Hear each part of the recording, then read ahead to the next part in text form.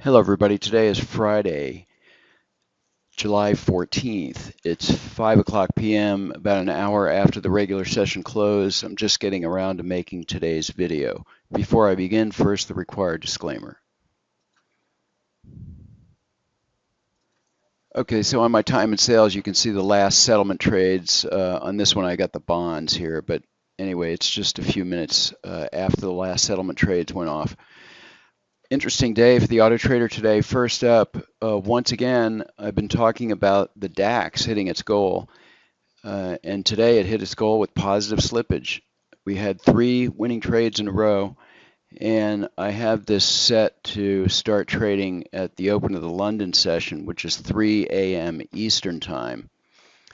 This one here hit its goal.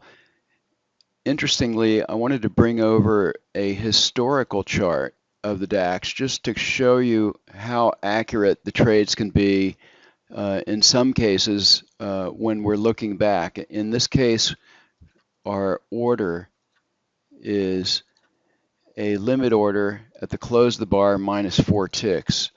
So let's just take a look at these 3 trades here, and then I'm going to bring over the chart that has been refreshed and looking back. So this happened in real time. You can see there's no H next to the trades. These are the trades that actually happened today, Friday. This is exactly how it unfolded. Now, if I pull up a chart with historical data, then these are the trades. So on this chart, you can see the H next to the trades, and we have our entry at, can't quite see that. Our entry is at 12,638 to go short here. And in real time, we went short at 12,638, as you can see here.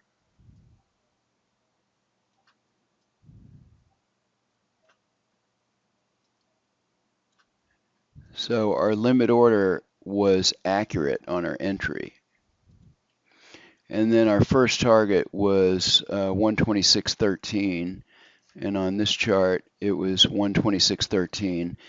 On the historical chart, we got filled earlier because on these 2 trades we did a tick or 2 better on this trade right here, so it got out a little sooner on this chart than on the real-time chart, which is here.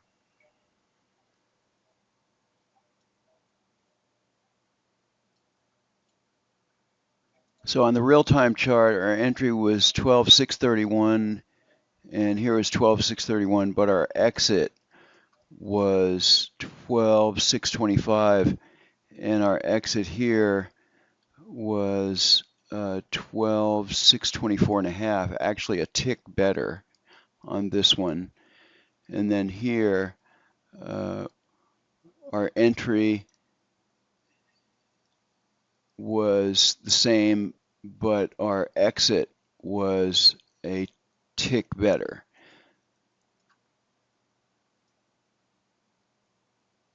Oh, I know why this happened here. Is on the real-time chart, we didn't have these 2 trades because even though the system starts trading at 3, by the time I turned it on, it was 4 in the morning, so I missed these 2 trades. And that's why there's only 3 trades showing here and a little bit longer target on the end here. The point of all this is to show that sometimes when you're looking back, that the historical results can be accurate. So if we look at the back test historical results on the DAX, on the Super 14 tick, if we look at our historical performance, then we have some degree of reliability on our test on this particular chart. So looking back here, we got a profit factor of 2.4, very good. 67% profitable. Let me change this to currency here.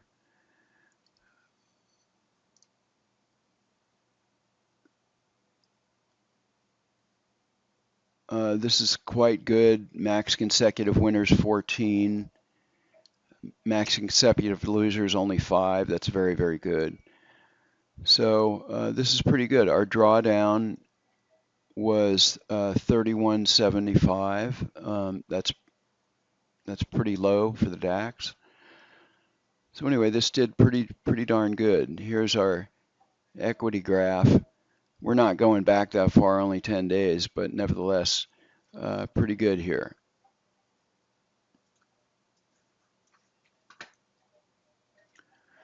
Okay, next up is the Dow on the Super 6 tick, and we've seen this chart a number of times.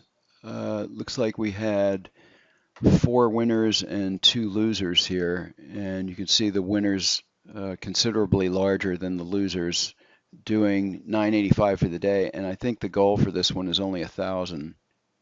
So I'm pretty sure we did hit our goal on this one.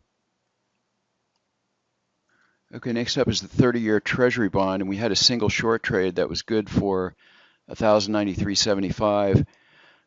Actually, there was 2 trades. This trade late in the day was break even. So pretty solid performance here in the bonds. Okay, this is a new time frame I'm playing around with, the Super 3 tick on the bonds. This did 406 for the day. It looks like we had an equity high of about 700 or so. And we got dragged down by a couple of losers here, but still finished at 406. The 377 tick line break in the bonds has been very consistent. We've seen this show quite a bit, trading only 2 contracts. It did 468 on 2 trades. Perhaps if I loosened up my trailing stops, we would have had a much better performance. Let's just see how we got this. Basically I'm cutting the stops really tight here with a volatility stop trailing at 6 ticks, and that's probably why we got stopped out here. Line break bars don't have a tail, so obviously if we got stopped out here, this bar retraced all the way up here.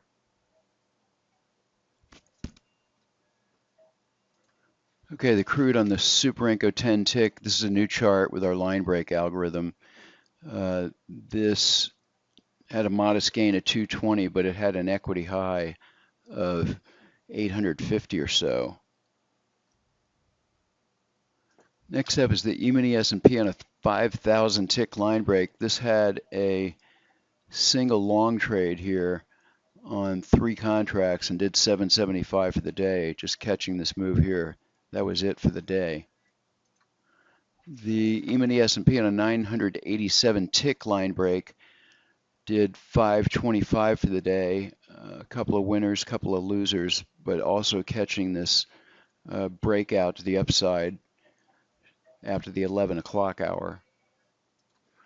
Next up is the E-mini S&P on a Super 6 tick. This had a losing short trade to begin, and that drew us down about 275, and then we followed with a really nice long trade here. Again, that breakout, and that brought us to a nice gain of 412.50 in the EX.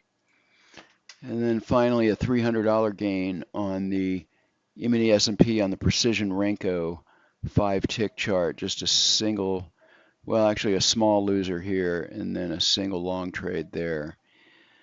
That's all for today's video. If you'd like to find out more, please visit our website at bluewavetrading.com, or feel free to contact us at systems@bluewavetrading.com. Thanks for watching today.